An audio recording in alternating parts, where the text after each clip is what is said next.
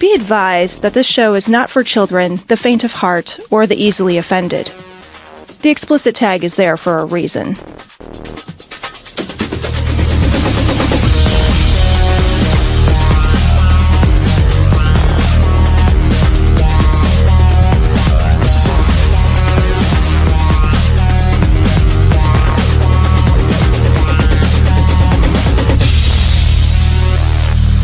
Recording live from Glory Hole Studios in Chicago and beyond, this is Cognitive Dissonance.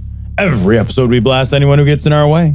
We bring critical thinking, skepticism, and irreverence to any topic that makes the news, makes it big, or makes us mad.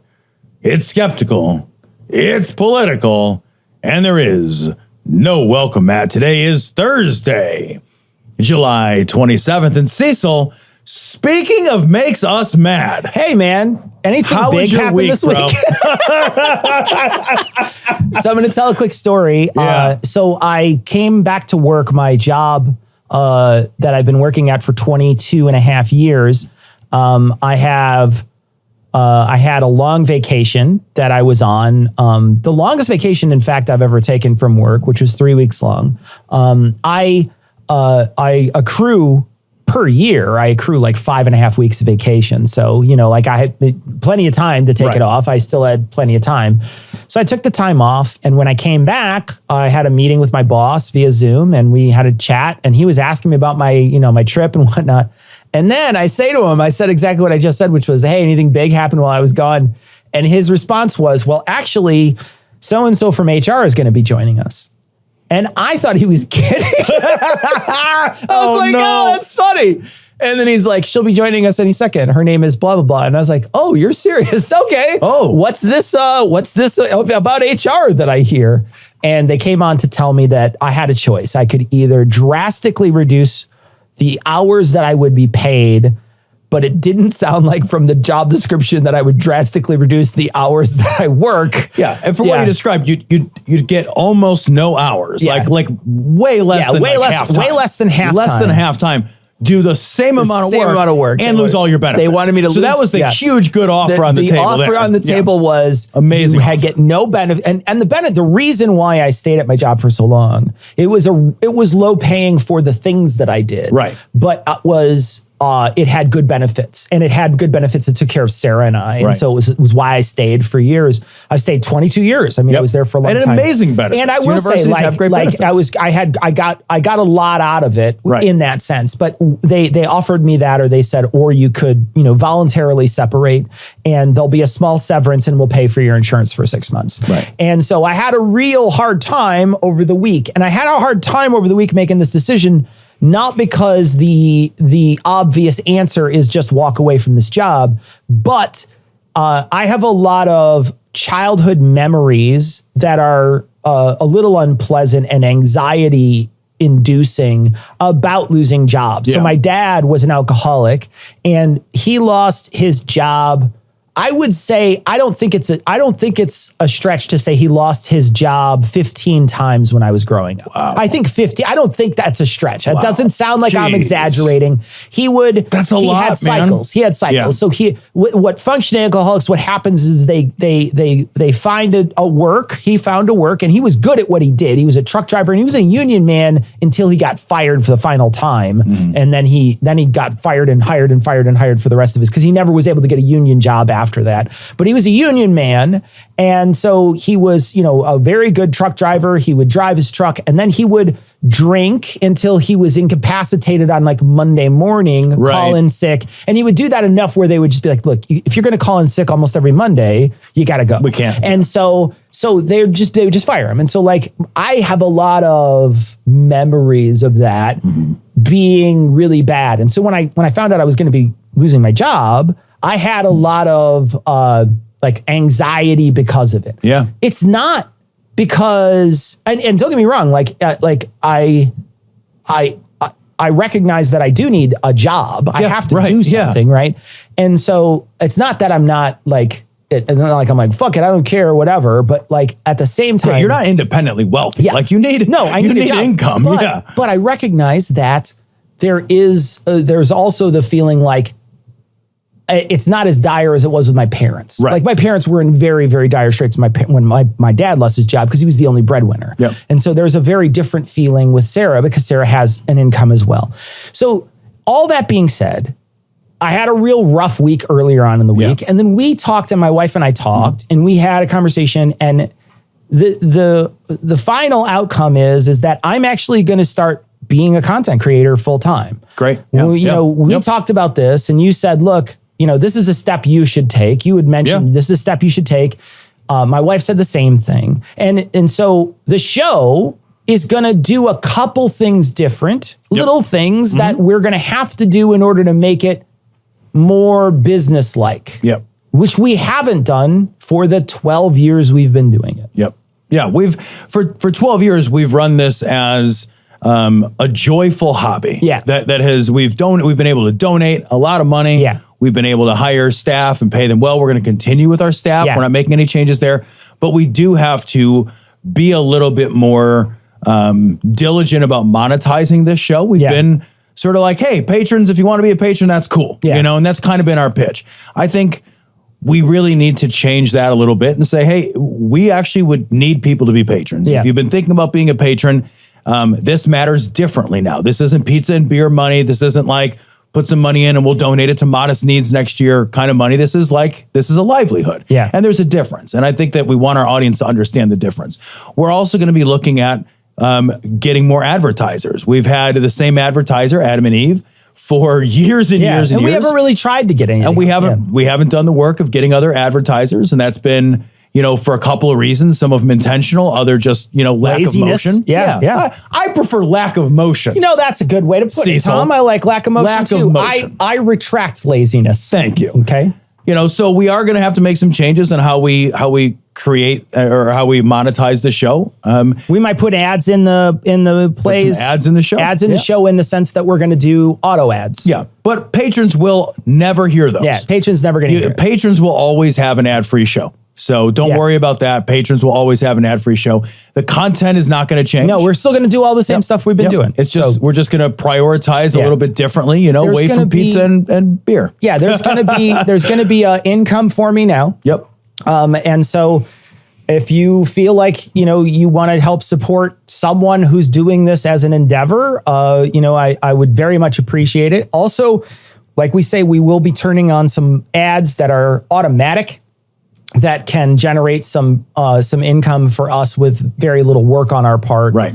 Which will affect people who listen to the back catalog and who listen to the show in general without patron support.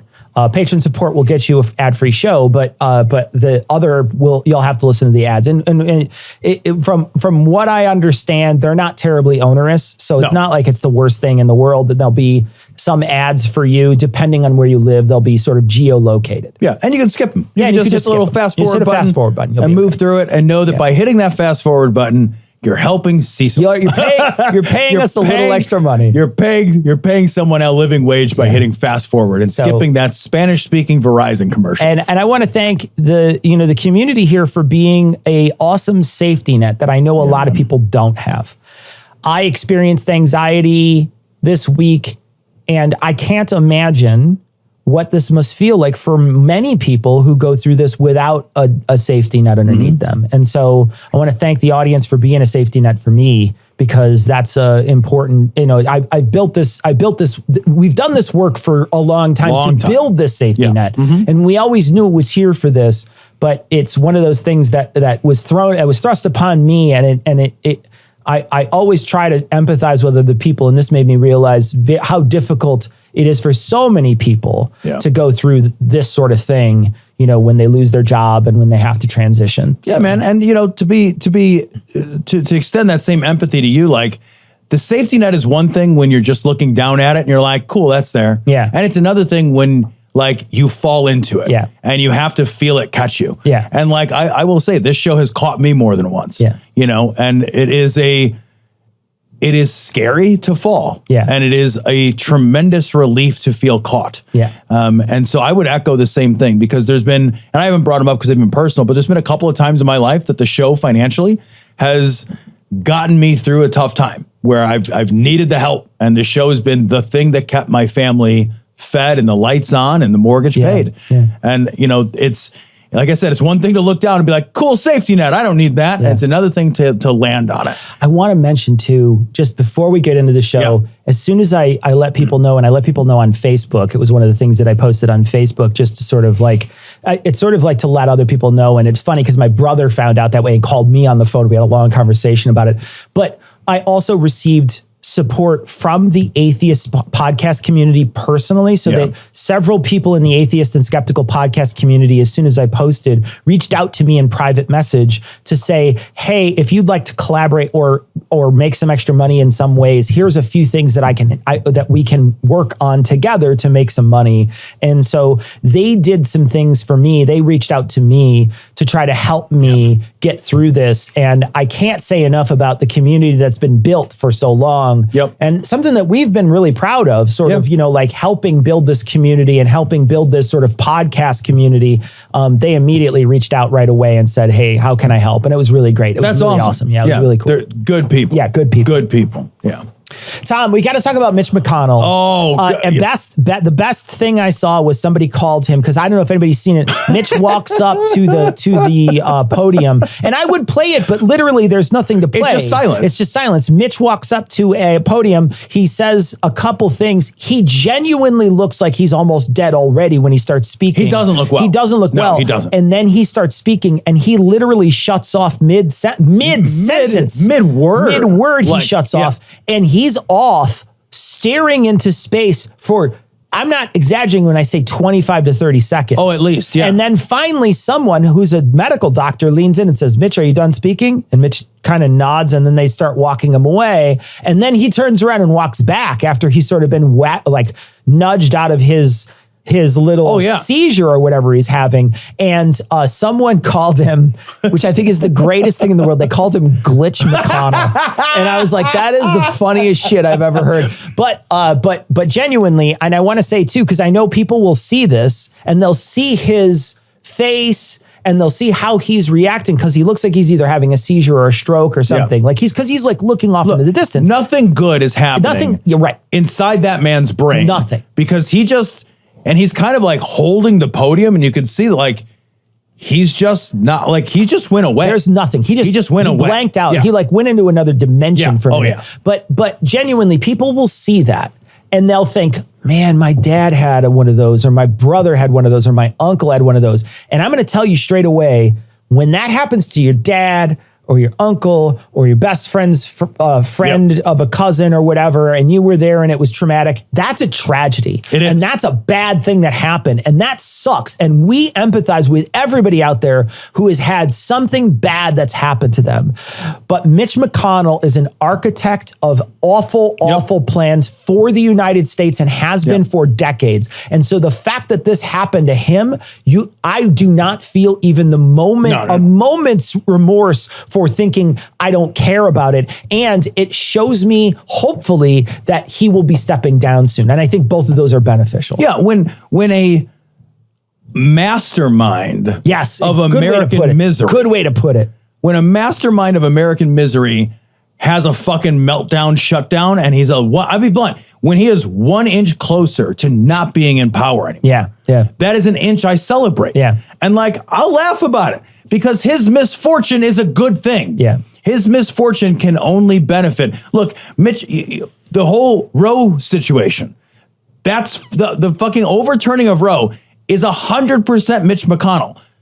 Like I'm going to get sad about Mitch McConnell having his fucking reboot moment, because how many women just gave testimony the other day down in Texas about the great suffering and misery that they experienced. And that happened specifically because Mitch McConnell blocked Obama from appointing a judge to the Supreme Court. The only reason we have the panel of lunatics that we have is because of Mitch McConnell. It would be, I think, if he would have let Obama appoint for Scalia's position, you would have had 5-4 then Democrat, and it might be right now 5-4 Republican, but with Roberts who sways back and forth. They might not have even taken up some of these cases.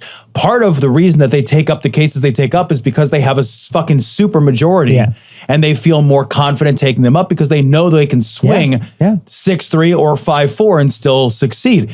And we know that this is Mitch McConnell because he literally took credit for it. Yeah. He has literally taken credit for the makeup of the Supreme Court. So like when I expressed the great, wonderful joy in watching that evil piece of turtle shit, like completely lose his fucking marbles up there, it's because he has caused so much suffering. He's a bad person. So much suffering. He's a bad person. And he needs to be out of power. And you're absolutely right, because he not only did it on two ends. He did it to Obama, but then he also ran through an appointment after RBG. Yeah, when Ginsburg died, with months until the election. Yeah. He wouldn't do it before because he said the election, but now, we've got everything, we're going to do it. Yeah, we have two conservative justices, and we have him to not thank, but to blame for so many other things. And also, don't forget the federal judge appointments that he orchestrated and ran through during Trump's presidency. Oh, yeah, and he also blocked Obama from appointing judges. Yes. So, like, again, this man has been the gleeful architect of human misery in America for decades. And now I'm going to be like, but he had a little medical issue. I don't care. I don't care if every moment of every day of his life he wakes up and it feels like he's been dipped in molten glass. In fact, I do care. I would think, good, that's half of what you deserve. Here's the thing, though. That's half. Like, look at him and look at how he's already partially melting. I mean, dude, I'm telling you straight away, like, there are people that are in office right now that, there should be some sort of, medical test. I mean, when they're doing this, and this guy doesn't know what's happening. Someone had said, take a picture of this and play this every time they question Biden's. Yeah, it's like, but here's the thing, like, I don't want anybody in the office that's incompetent. I don't want anybody in office that's incompetent. Yeah, and all the way down the line, by the way. I don't want your fucking county clerk. That can sometimes be brought on by age. I'm not saying that it's always brought on by age, because somebody accused us of being ageist last time we talked about this.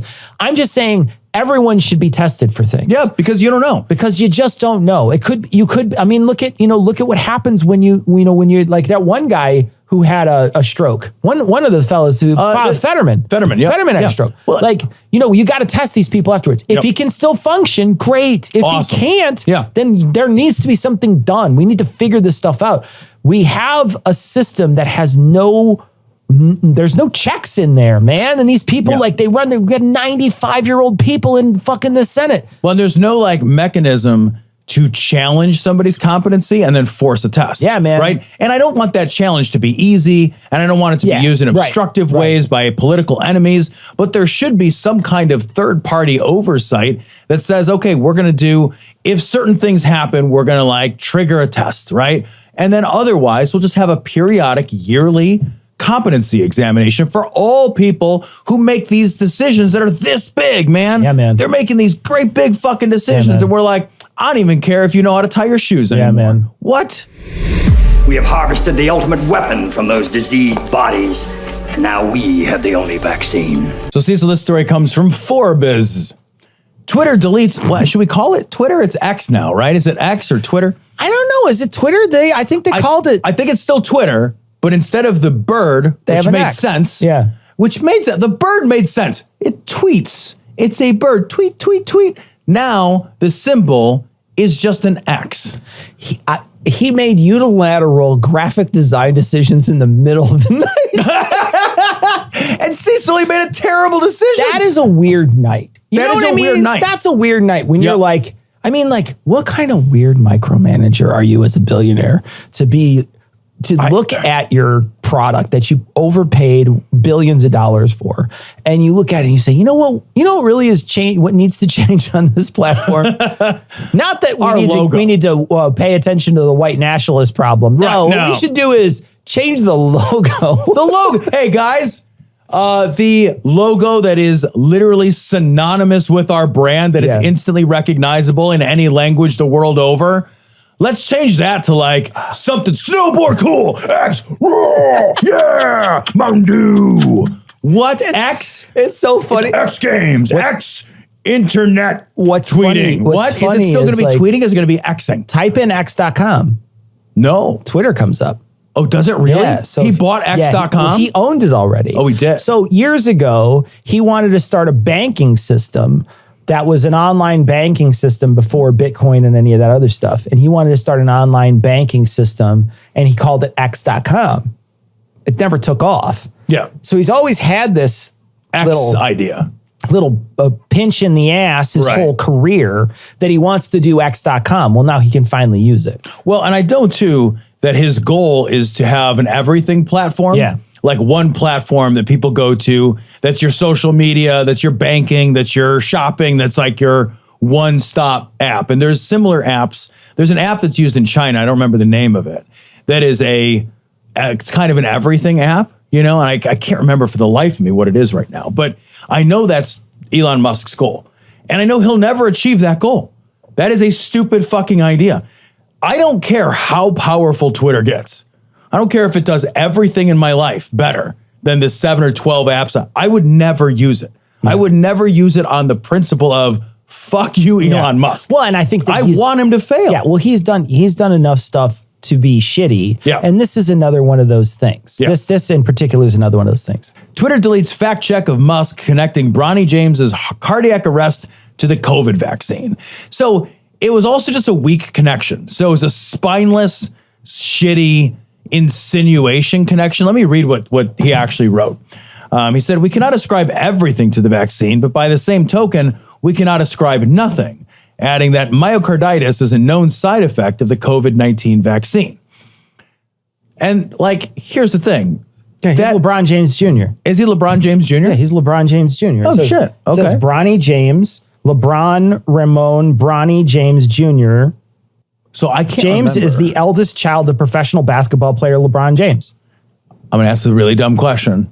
Is LeBron James still alive, or is he the one that died in the helicopter crash? That's Kobe Bryant. Okay. Yeah, no, I know Kobe Bryant. someone. I love that you confuse black people, though. I think that's great. They're think that's great, basketball Tom. players. I really do think that God that damn is it. very white of you. God damn it. They're basketball players. I've never watched No, either it's fine. of It's them. fine. It's fine. No, Kobe Bryant is the one who died. Okay, But all right. LeBron James is still playing. Was Kobe still playing before the helicopter No, thing? Kobe had retired. So LeBron James is the second oldest active player in the NBA. Oh, wow. Yeah, he was drafted out of college or out of high school. So he was one of the last people who was drafted out of high school into the NBA. Do they not draft out of high school They anymore? got to go to like, I think a year of college now. I think that they stopped doing that. Oh, wow. Okay. So they have to at least go to a year of college. But he was drafted out of high school. And so he's been in the league for, I want to say it's 20 years now, which is a Goddamn. long career. Very, very long career. Because most people, Well, he's they probably don't come he's in probably until trying they're to sock 22. away some money. They don't come in until they're 22.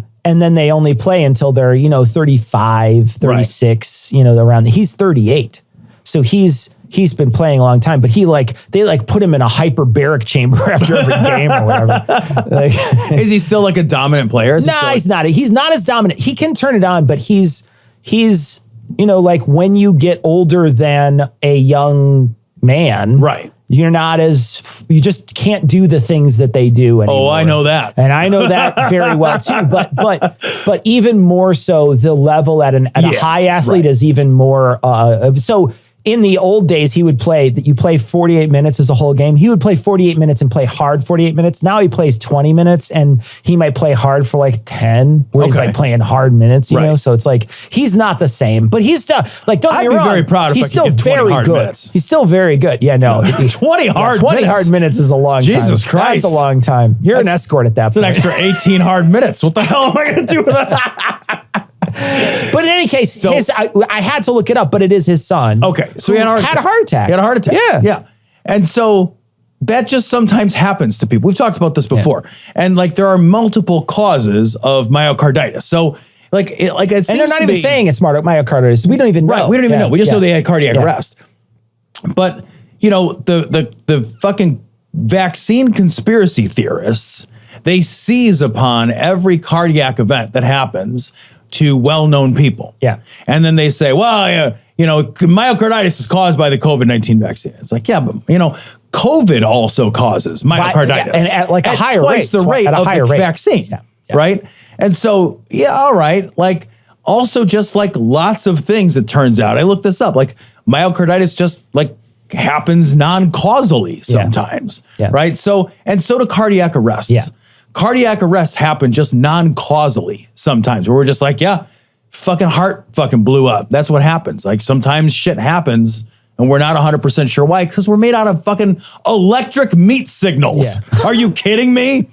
Every day that you wake up is a fucking Christmas miracle. You're made of electric meat signals. You are. By the way, Electric Meat Signals is the name of my ELO cover band. I use that all the time. No, but Electric Meat Signals, like seriously, like you're just, like we're that fucking frog you made dance in fucking science class, just on a more regular basis. I know. Like, that's all we are. I don't like to think about the inside of my body at all. Me either, bro. Me either. I can't stand that. When they talk about, and you're just, in your brain is just a few signals and there's a little bit of electricity and that's what's keeping you going. And I'm like, but what else? Like, nothing else. Nope. There's just hope in that. That's it. That's it. Yeah, that's all there is. Yep. It's all just squish me, dude. It's horrifying. It's all just in this weird equilibrium. Yeah. And that's just true about everybody. And you can throw it off, especially, people who exert themselves all the time. Yeah. At this level.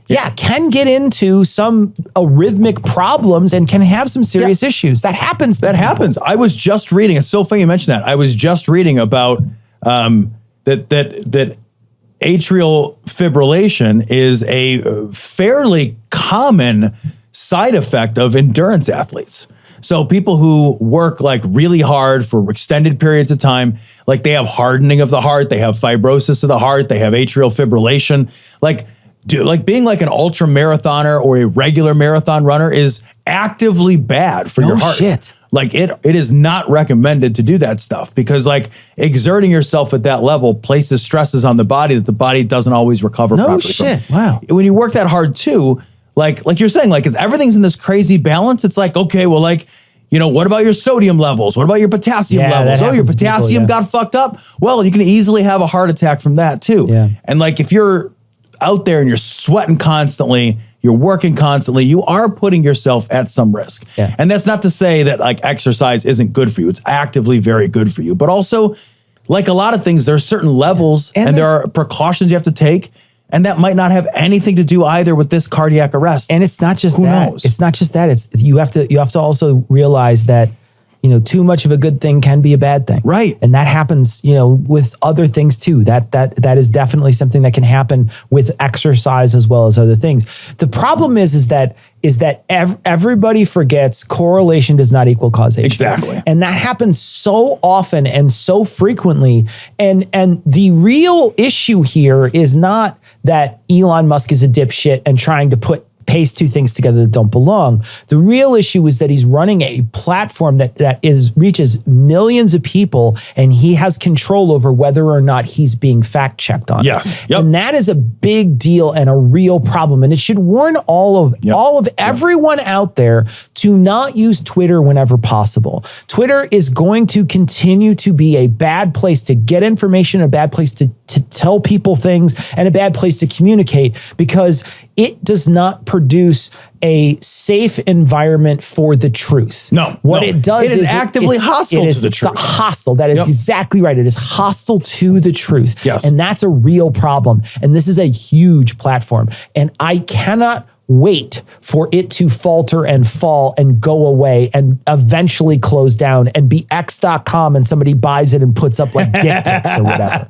I love how he is a free speech absolutist hypocrite. Yes, you're absolutely right. Like he is a free speech absolute hypocrite. That's what he fucking is. Yep.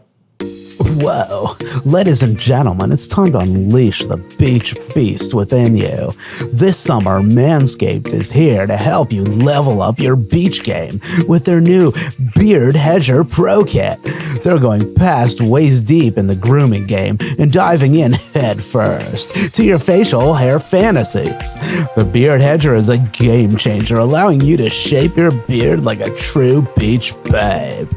So this summer, let the beach ball balls bounce and turn heads all over the place. Visit manscaped.com and use code COGDIS for 20% off and free shipping. It's time to tame your mane. So say goodbye to all your stubble trouble with Manscaped's Beard Hedger Pro Kit. The titanium-coated T-blade is tough on hair but smooth on your face, leading to a single-stroke efficiency that brings satisfaction one stroke at a time. Is this a different ad that I'm reading for? No.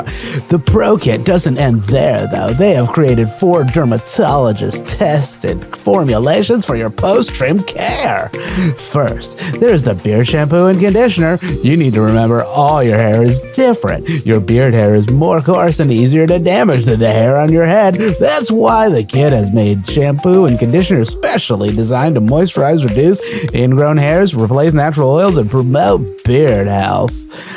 Next, the kit has Manscaped's Beard Oil. This helps relieve dryness both on the beard and the skin beneath, while adding a little shimmer and shine. Cap off the kit with the Beard Balm, a pomade that shapes, styles, moisturizes, and tames for a sculpted look to track any fellows or dames. The Pro Beard Kit also comes with 3 free gifts. A beard brush, comb, and scissors to ensure your beard is ready to impress. Plus, it's waterproof, so you can shave in the shower to avoid all that hair in the sink.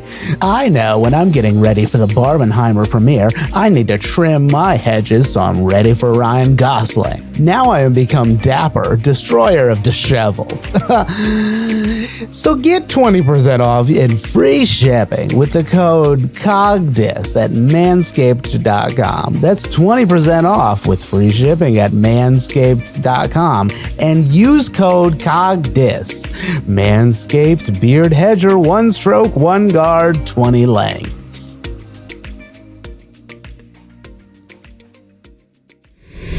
On election day, my mom and I got up really early, and together we customized 480 cupcakes.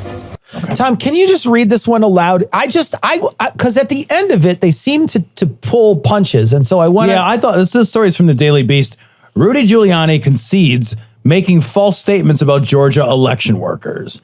So Rudy Giuliani conceded in a Tuesday court filing that he made false statements about Georgia election workers who are currently suing him for defamation. Wandrea Shea Moss and her mother, Ruby Freeman, say they have faced harassment since the former Trump lawyer and New York mayor alleged they had counted extra votes during a count in Georgia for the 2020 presidential election.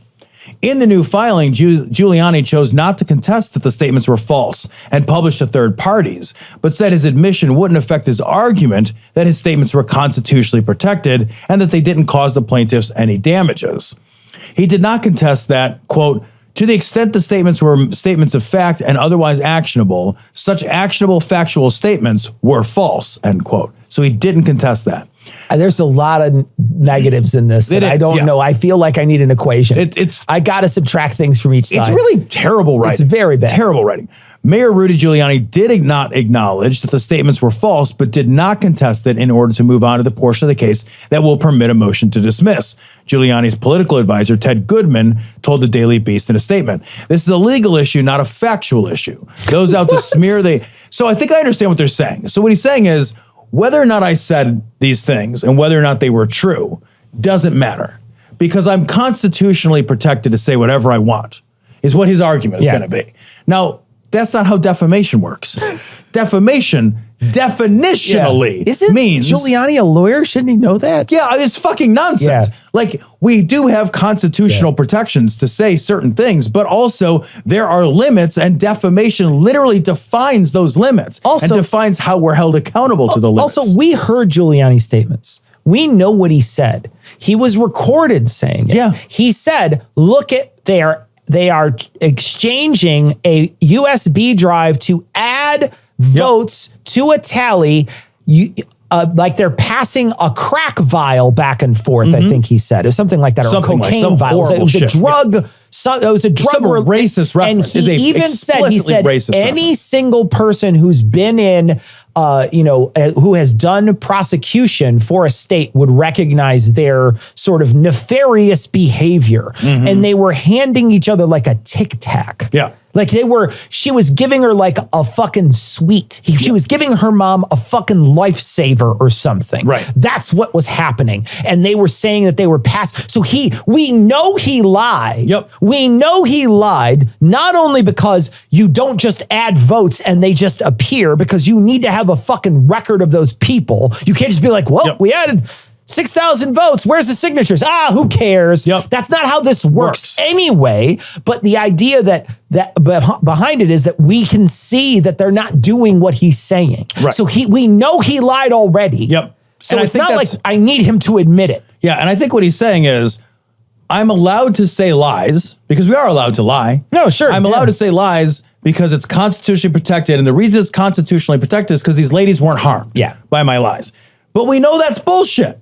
They were absolutely harmed. Yeah. These ladies continue to be harmed. Yeah, And no shit, man. They continue to be smeared. They continue to be harassed. Like, it's just the height of indifferent cruelty to be like, yeah, you know what? I could just single somebody out on a national stage with a national platform and say, you, and by the way, I know that you're a woman and I know that you're a person of color, but you and your fucking elderly mother, you two, you are the ones who I want 73 million people to galvanize their fear and their anger and their mistrust toward. And the worst people to tune up about this are these racist, shitty people who think that the election was stolen because they've been convinced by the world's worst con man. Yeah, right. Yeah. Clearly. Like, these are guys who think they can set it and forget it, right? They're constantly looking for a better way. Yeah. These are guys who are like, late night TV, sign me up. QVC, take my credit card. A rotisserie chicken on the counter. Look, these guys have unironic prayer clocks. They have unironic. I forget that that's there. It is such a good thing. It's such a good thing. That prayer clock is fucking money. With James Earl Jones reading out the shit. Good. Come on. It's so good. Constantly set at 420. I'm just saying, Cecil, if you want to know who bought all those Ginsu knives and how they voted, it's the same. Have you ever used a Ginsu knife? I've never used a Ginsu knife. I've never used one either. I'm very curious. Maybe I'll do a season liberally where I test a Ginsu knife. Yeah. You know, as I recall, Ginsu is serrated, and serrated knives actually hold their edge pretty well. They do. Because the way the knife is shaped, it keeps it away from any kind of flat thing or chipping on something or rubbing against stuff. And so that little piece that's in between each serrated area is almost always sharp, and it stays sharp for a very long time. I wonder, though, why don't chefs then use serrated knives? Yeah, well, I think it's because on average, it can stay sharp longer, but it's not sharper than a sharp. So it's not as sharp out of the gate. It's not as sharp out of the gate. It cuts, everything you cut will have ridges in it then. Is the other thing too. So like, if you're okay with everything you cut having like little waves in it, then that's fine. But everything you cut will have some sort of like wavy type of thing in it. And that's also a bad thing. And I'm not sure that even though it will remain sharp on like a graph and like remain sharp for a long time, I feel like the other one's higher, and if you keep sharpening it, it'll always be better. It'll always be better. You can really chop the shit out of your, anything you want with even yourself with a sharp knife. With a good sharp knife, like laser sharp knife, you can, and it makes short work of stuff. Right. So yeah. I should test against Ginsu sometime just to see what it's like. Because I remember those commercials. They had the Ginsu knives. They cut through a can. Do you remember? They cut through a shoe. They cut through a shoe. They cut through a penny. When do you cut through a shoe? When are you cooking and you're like, you know what I really need to do? Hobo soup. Yeah. It's a hobo soup.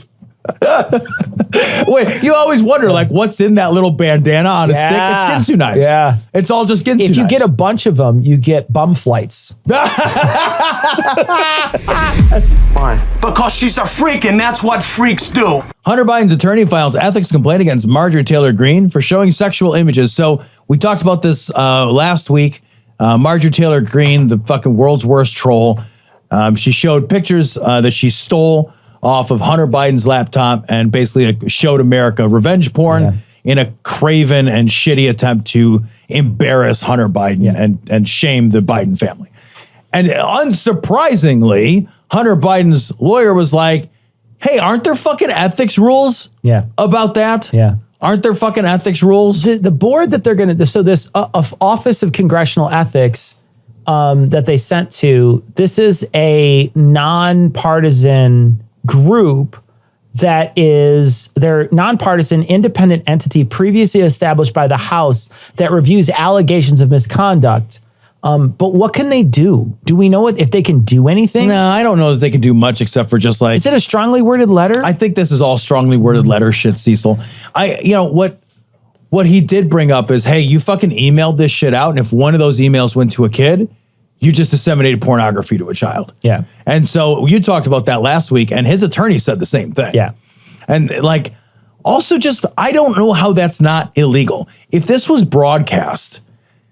I don't know how these laws work. I don't want to pretend I do. But like, if I'm sitting in a state that has laws against the dissemination of revenge porn, and some states do have those laws, many states unfortunately don't.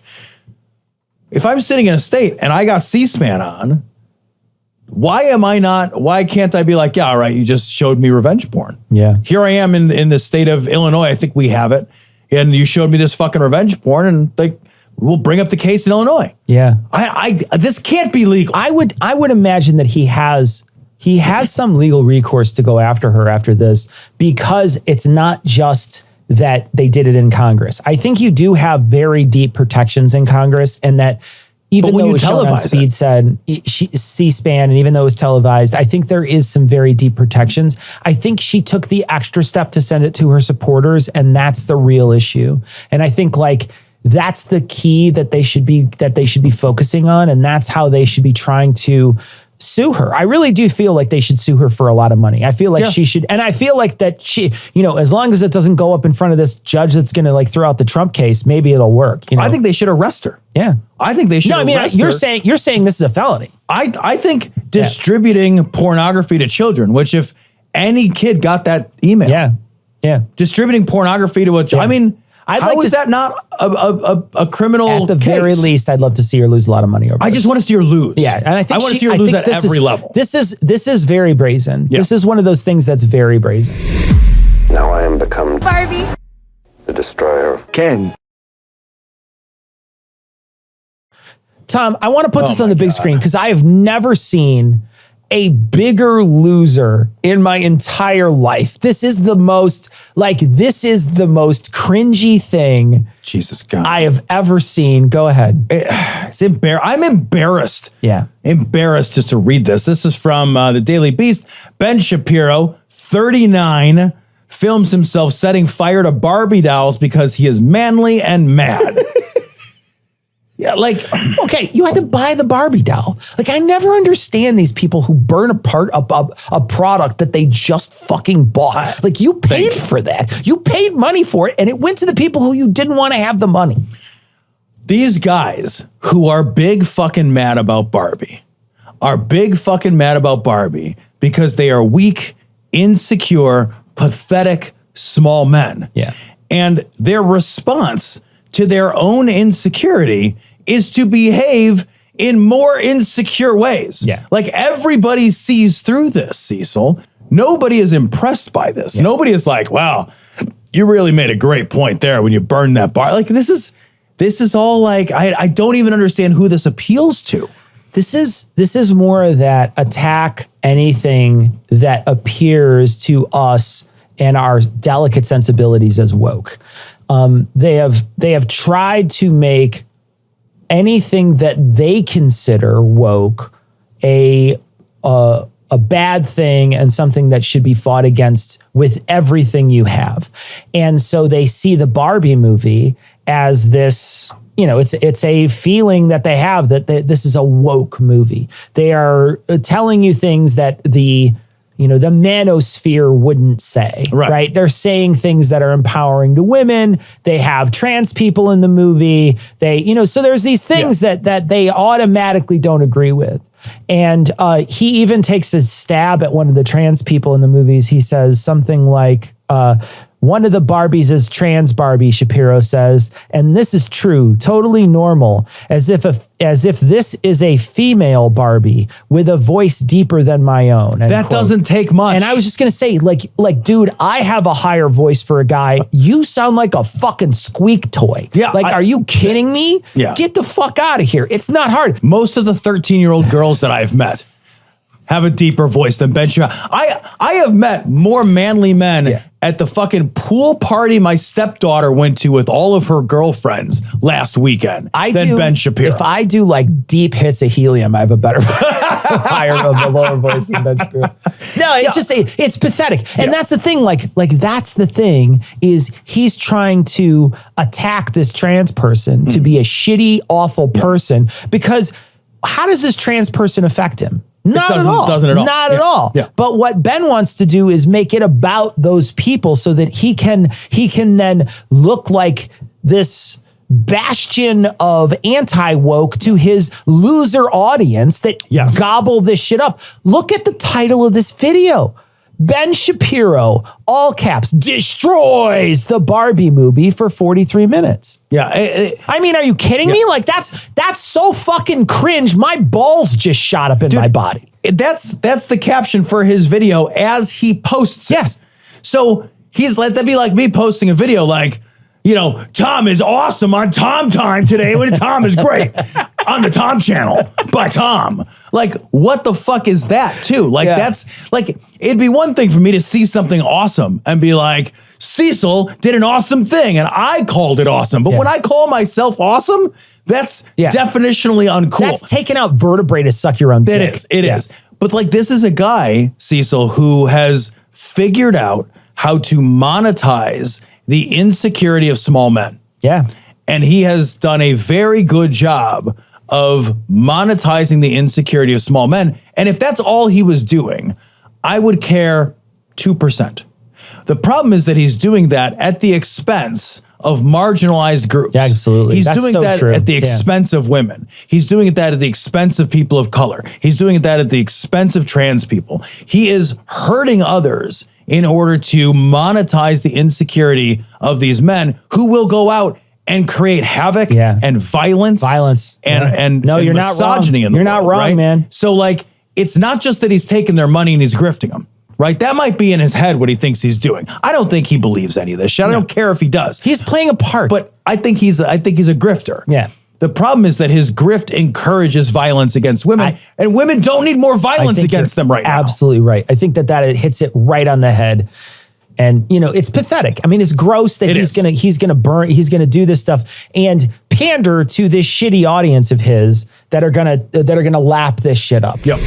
And what's Cornwall's biggest industry? Inbreeding, racism, mullets, pasties. So here's two stories in conjunction, Tom. The first one is Florida schools will teach how slavery brought personal benefit to black people. And then in the same vein, ghouls, Fox News blasted for declaring Jews survived the Holocaust by being useful. And here's the thing. Holy fuck. Here's the thing. This is not exaggerations. No. Like, Florida is doing everything it can to be as white supremacist as it possibly can. Yeah. And what they're doing is they're creating narratives in their history books that say that black people benefited from being enslaved in America because some of them went on to be like shoemakers or blacksmiths or something, and they basically got on the slavery job training. Yeah. And the easiest way to point out how stupid that is to be like, well, how many white people volunteered to be slaves? Yeah, right. How many white people volunteered to be slaves to get the job training that the black people got? Nobody did. Not a single fucking person did. No. You're an idiot for saying that out loud. Go sit in the corner until you realize what you said. But the thing is, they do realize what they said, right? Course they do. Because what he's doing, you're exactly right. Ron DeSantis and all of his ilk down in Florida are turning Florida into a white supremacist theme park.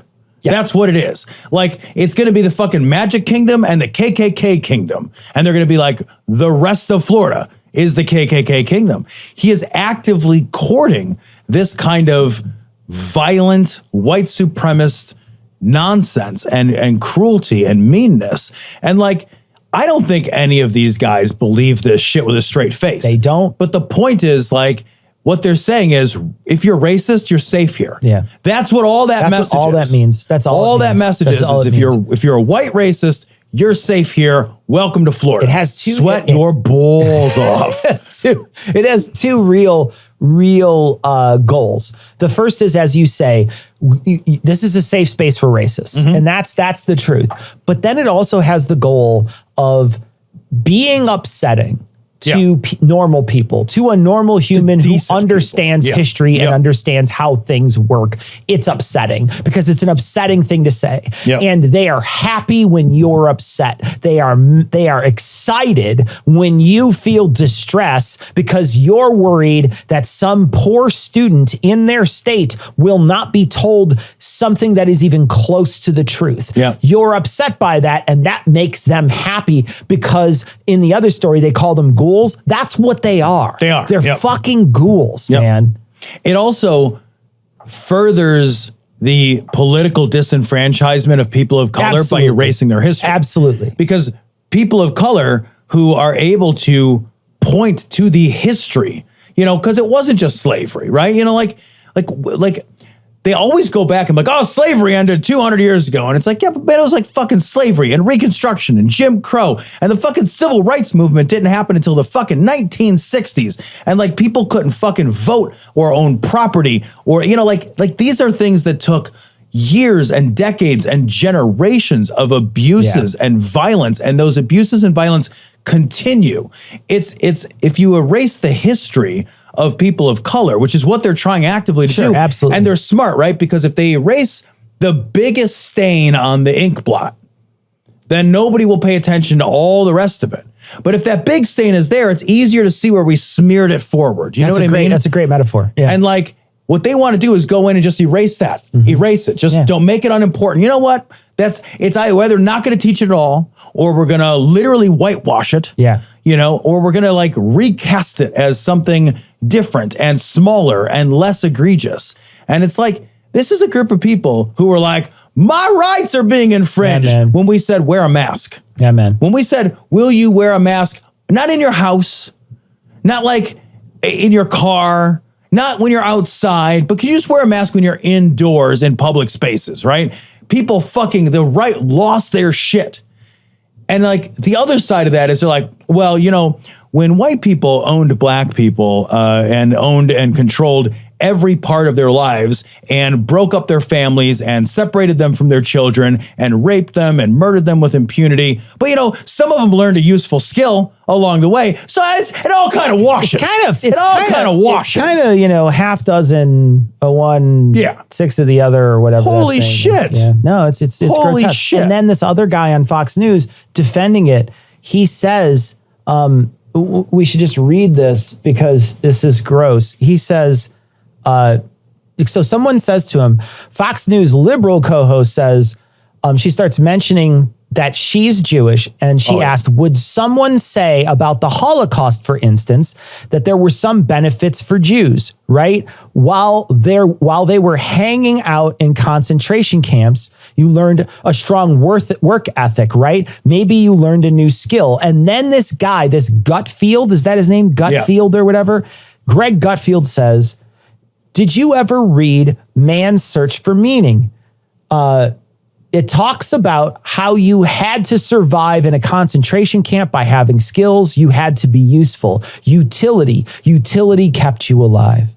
What a terrible, shitty thing. Are you fucking serious that you're going to say that to somebody who was like in a fucking, like, oh, the reason why man, I mean, you were a useful Jew. The rest of them, we don't care about. The other 6 million. The other 6 million were the useful one. Useless? That's what we're saying is that what this does is it recasts the blame for their fucking genocide of the Jews on the uselessness of those Jews, the people specifically. Also, I've read fucking Man's Search for Meaning. That's not what that book's about.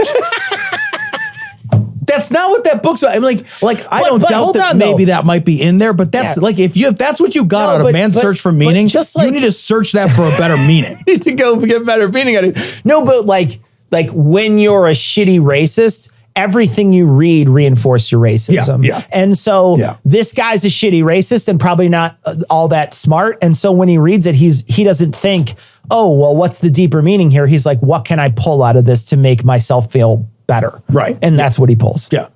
God damn. This is so egregious. Like, man, like, I don't know if you happen to read it, but it's a genuinely beautiful book, and it is a beautiful life philosophy that you can take from this book, and it's a good Is it read. about the Holocaust? It is, yeah. He I don't know if he wrote it, but he conceived of it through his experience in a concentration camp, and it really is a book that suggests that the search for meaning itself is something that can keep you alive through misery and deprivation. Wow, that's and crazy. that the search and desire to have meaning doesn't disappear even when your dignity to humanity has been questioned and stripped from you. But do you gain like a skill like blacksmithing? That's like, yeah, right? Like, it's like, well, what if you're like, I'm a good haberdasher? Like, holy shit, I what? can shoe the fuck out of a horse, though. Right? Fucking hell. I'm floored that you would like be like, well, you know, some of the Jews were useful, so they didn't get murdered. Jesus Christ, and you're like, dude. yeah, all right, that's the worst. You're actually the worst. I'm blown away, dude. It's so bad. It's so egregious and bad. Do you remember, Cecil, when we started, like before the regression of America, when we were doing this show, Cecil, 700 weeks ago, you know, we were doing this show, and like people wouldn't say this out loud. Yeah. They would mean it, but they didn't have the fucking platform to say it at least.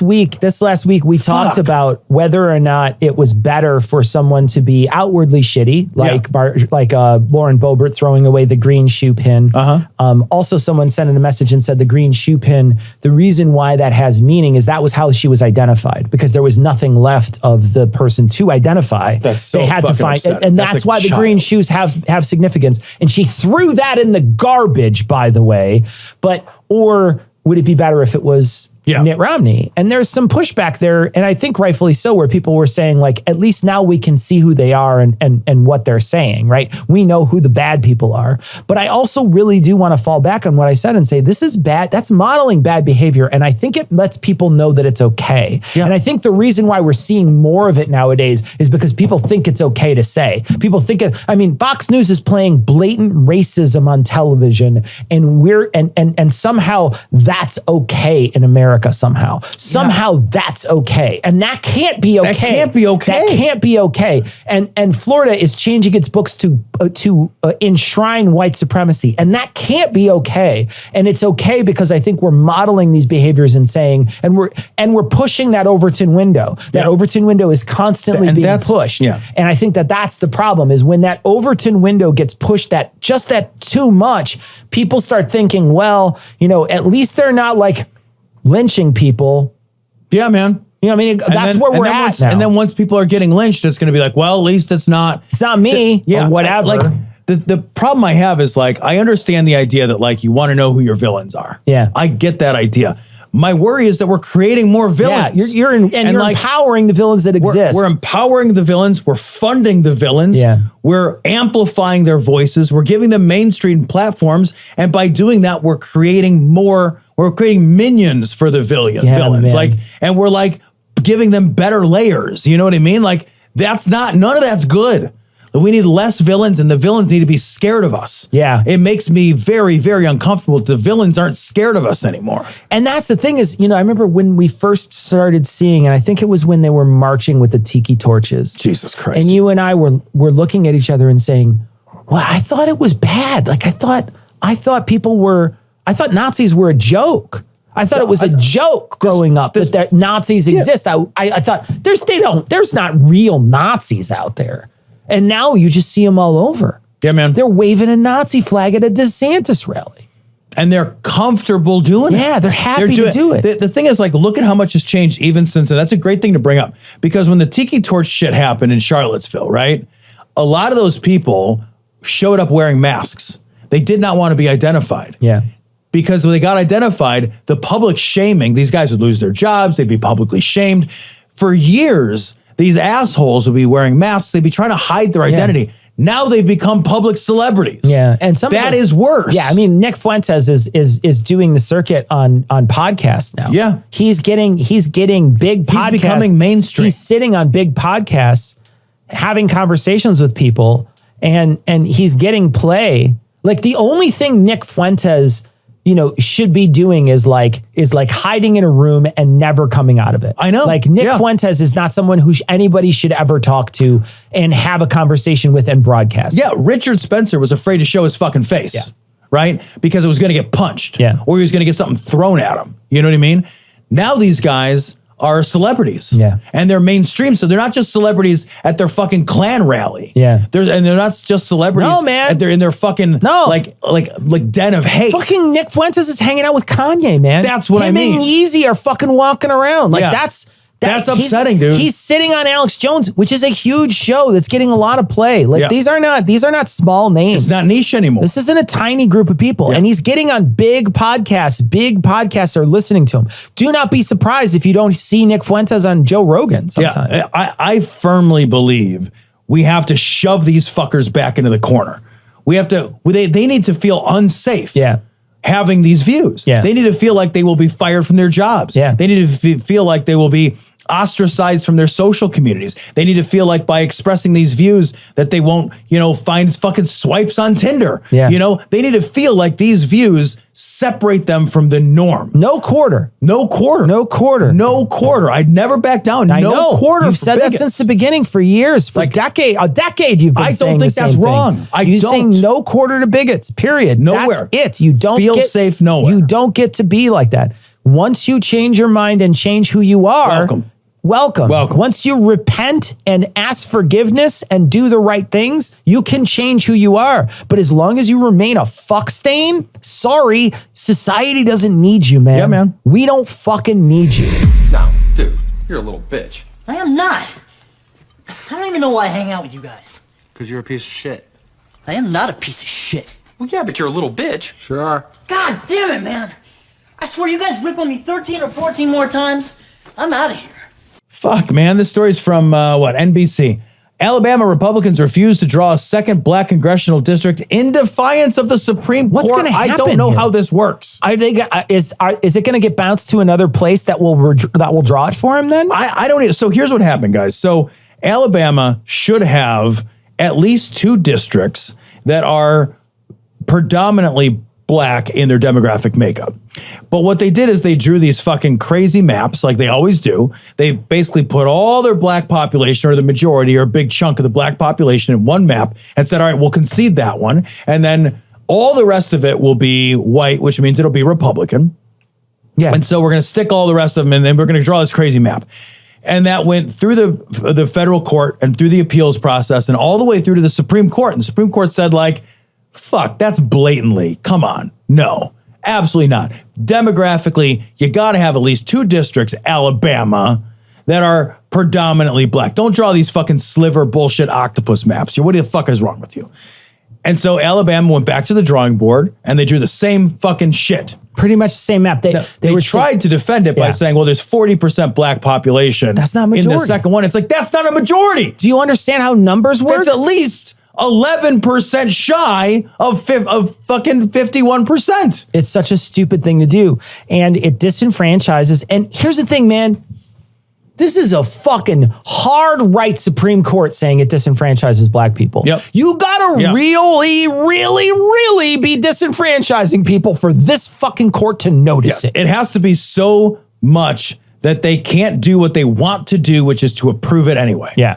What they want to do is to approve it anyway. And it has to be so bad that even the fucking right-wing nut jobs on the Supreme Court can't find any fucking recourse to do this. And if you ever thought, and I can't think of why you would, but if anybody ever tries to tell you that like the Republican Party is not intentionally and strategically targeting black people to disenfranchise politically, this is literally what they're doing. Yeah, man. They're literally targeting black people to purposefully politically disenfranchise them because there's nothing more damaging you can do to a minority group than to take away their voice in politics. What if we then you can take everything else. What if we did this instead of how we run things?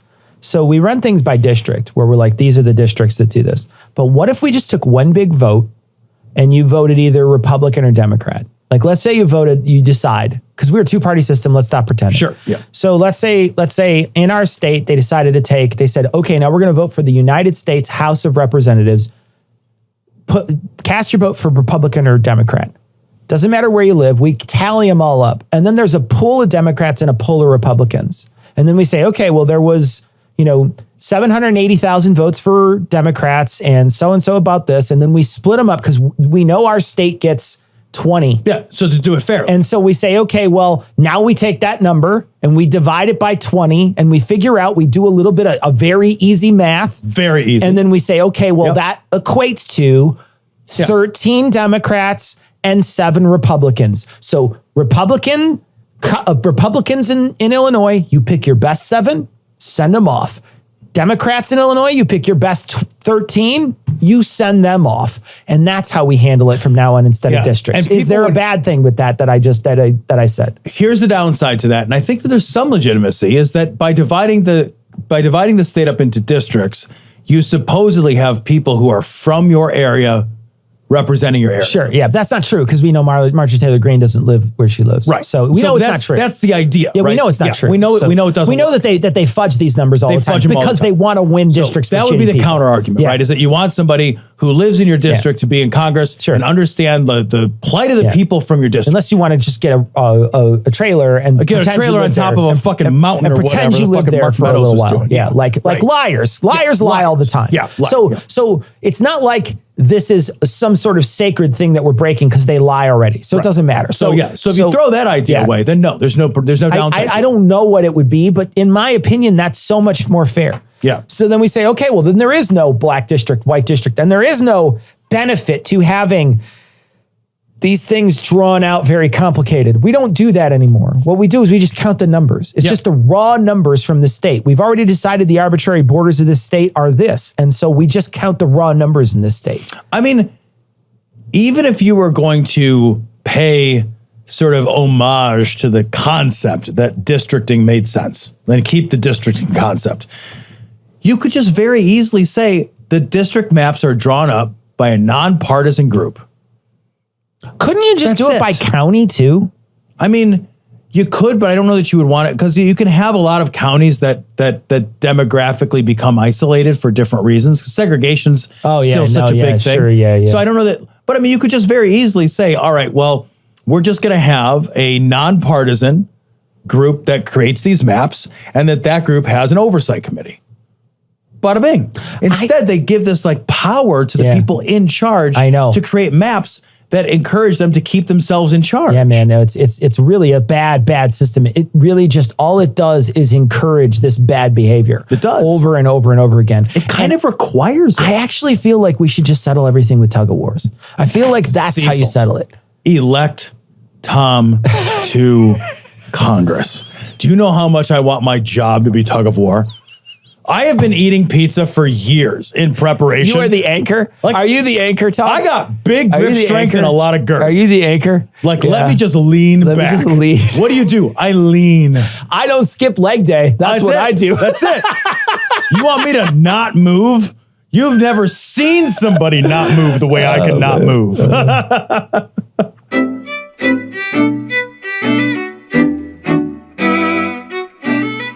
All right, well, thanks for joining us this week. This upcoming week will be a funny show. We'll be releasing it this upcoming Thursday, so check your feeds for that. And you can catch us still on YouTube. So if you didn't know, we're back on YouTube. We are trying to skirt the line there. They are very, very picky about the things that they do because their algorithm somehow thinks that we're either conspiracy theorists or anti-vaxxers. And we are neither of those things. We're anti We are those actually things. anti those things. We are pro-vaccination, pro-World Health Organization, and anti-QAnon. But for some reason, they like to tag our videos as the exact opposite because their algorithm has sucks. no idea what it's doing. So we are on there for the interim. our plan is the third Thursday of this month, we are planning to do a live stream. We'll have more about it next week, but we're planning to do a live stream third Thursday of this month. It'll be at 9:00 Central Time on YouTube and Twitch at the same time, maybe Facebook too. We're not sure, but we'll definitely be in those places and you can check us out. Also, we want to remind people that one of us is now gainfully employed by this podcast. So we encourage you to become patrons if you can. And we would very much appreciate it. All right, that's going to wrap it up for this week. We're going to leave it like we always do with the Skeptic's Creed. Credulity is not a virtue. It's fortune cookie cutter, mommy issue, hypno-Babylon bullshit. Couched in scientician, double bubble, toil and trouble, pseudo quasi-alternative, acupunctuating, pressurized, stereogram, pyramidal, free energy healing, water downward spiral, brain deadpan sales pitch, late night info docutainment. Leo, Pisces, cancer cures, detox, reflex, foot massage, death and towers, tarot cards, psychic healing, crystal balls, Bigfoot, Yeti, aliens, churches, mosques and synagogues, temples, dragons, giant worms, Atlantis, dolphins, truthers, birthers, witches, wizards, vaccine nuts, shaman healers, evangelists, conspiracy, doublespeak, stigmata, nonsense. Expose your sides. Thrust your hands, bloody, evidential, conclusive. Doubt even this.